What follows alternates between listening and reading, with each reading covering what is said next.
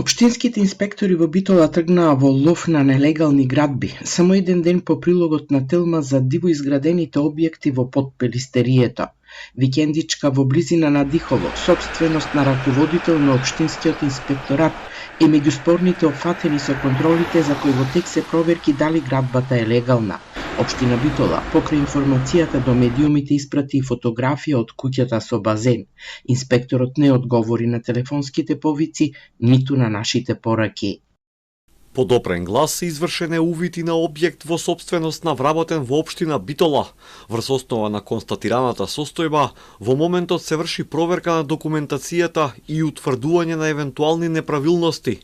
Доколку истите бидат утврдени, ќе биде постапено согласно закон. Телма објави дека битолското обвинителство покрена обвинение за нелегално изграден угостителски објект за свадби на патот кон Пелистер.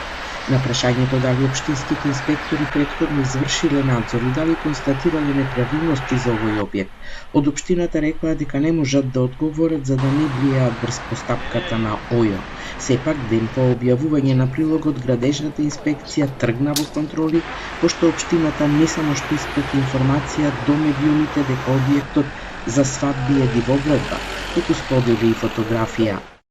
За објектот на излезот од Битола, со инспекцијскиот надзор констатирано е дивоградба, а истиот бил издаден пред 10 години, како хала од челична конструкција, покриен со панели и приклучен на електрична мрежа.